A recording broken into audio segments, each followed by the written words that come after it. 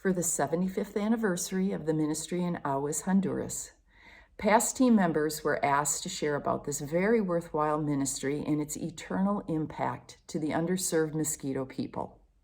I'd like to share a glimpse of the impact it has had on those like myself who travel on a missions trip to serve. Hi, my name is Lisa Renn, and I had the privilege of participating in a medical mission trip to the Clinica Evangelica Morava Ahuas in February 2020. While I had been on a couple of missions trips many years ago, I had always desired to participate in a medical mission trip. You see, it was while I was on a missions trip with several of my children, junior high and high school children, that I felt God placed a call on my life to become a nurse. Despite a history of getting sick during Lamaze class or in high school biology at the sight of blood. I remember saying out loud, "Who, me? God, you've got the wrong person." But at the ripe old age of 42 years old, I had completed nursing school, passed my nursing boards, and began working in the medical surgical ICU. I was a nurse for 14 years before everything fell into place for me to go and serve. Though I have a strong faith, I had no affiliation with the Moravian Church. A flyer was posted in the nurses' lounge, and I answered the call. We brought with us suitcases that were donated filled with medical supplies, 14 in all, I believe, in addition to our own gear.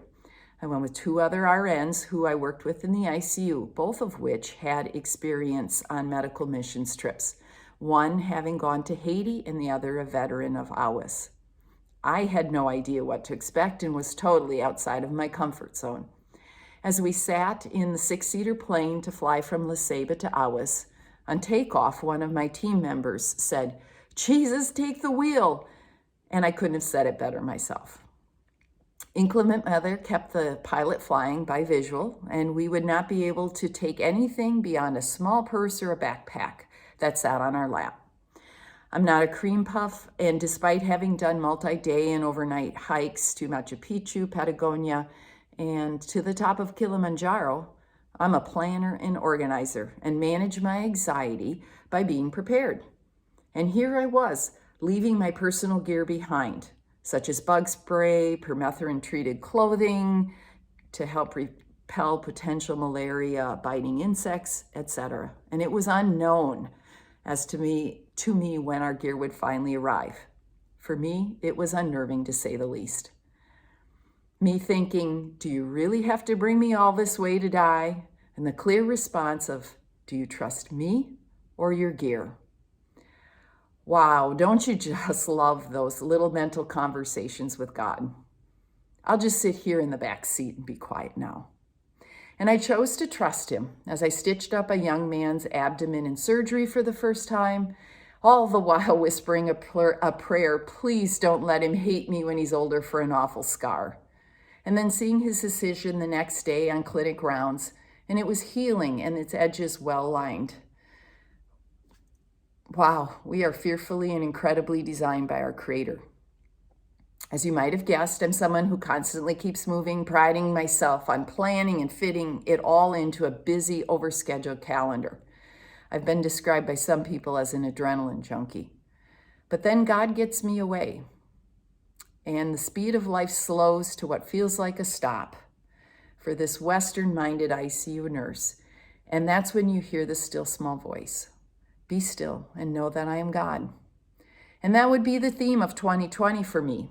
The COVID pandemic, no travel, personal health issues resulting in surgery, leaving me unable to exercise or even work, and recognizing all the things I do to mask my anxiety.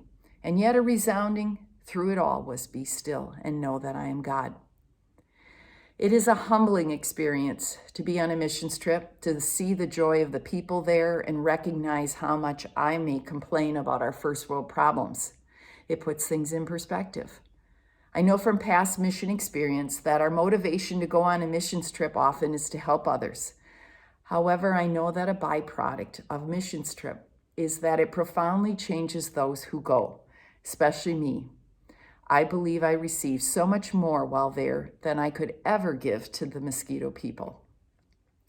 Please consider praying for this ministry, for the people who serve, and are served, consider donating your skills and your time through volunteering and donating your financing to continue this life-giving ministry. Grace and blessings to you all. Thank you.